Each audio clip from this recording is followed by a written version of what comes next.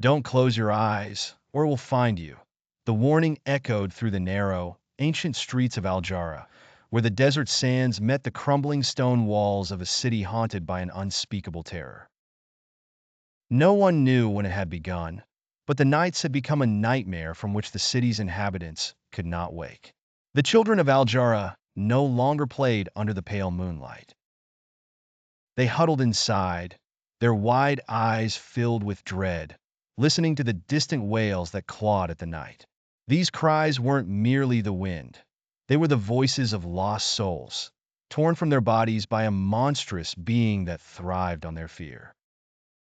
It was said that in the dead of night, a sinister mist would rise from the desert, thick and suffocating, creeping silently through the city like a living thing.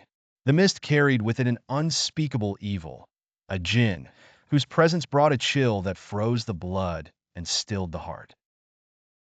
This jinn was no ordinary spirit. It was a twisted, malevolent entity, ancient as the sands, that fed upon the innocent.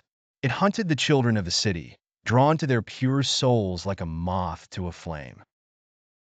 But the jinn's hunger was insatiable, and it was their screams that truly fed its dark power. Amir's family had been one of the first to suffer.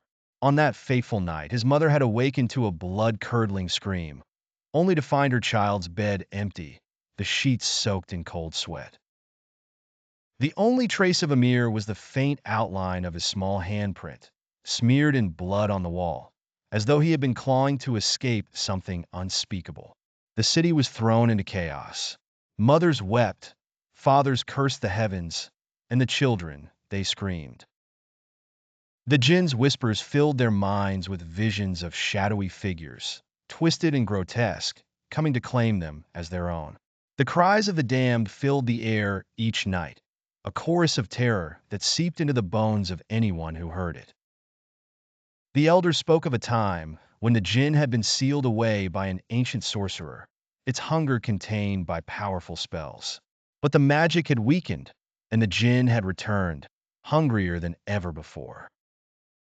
As more children vanished, leaving behind only blood-streaked walls and the echo of their last, desperate screams, the city's desperation turned to madness. The people of Al-Jahra sought out the hermit, the one man who had survived the jinn's wrath.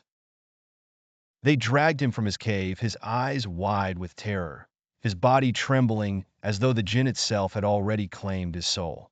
"There is no escape," the hermit muttered, his voice trembling with fear. "It wants more than just their bodies, it wants their fear, their pain. It will not stop until it has devoured them all." His words were like a death sentence, but the city had no choice. They prepared for a final, desperate ritual to seal the jinn away once more. But the jinn was ready. It came before they could finish, its form towering over the city, a mass of shadows and glowing eyes that burned with a hunger that could never be sated. The jinn's scream was deafening, a sound so terrible that it shattered windows and burst eardrums. It clawed at the earth, tearing it apart as it sought to consume the souls of the children hiding within their homes. Their screams echoed through the night, a symphony of terror that only fed the jinn's insatiable hunger. In the end, the ritual was completed, but at a great cost. The earth swallowed the jinn, dragging it down into the depths of darkness. But as it disappeared, it let out one final, horrific scream, a promise that it would return. The city of Al-Jahra was left in silence, but it was a silence filled with the knowledge that the jinn was not gone forever. The wails of the children it had taken still echoed in the minds of those who survived, a constant reminder that the true horror was not over.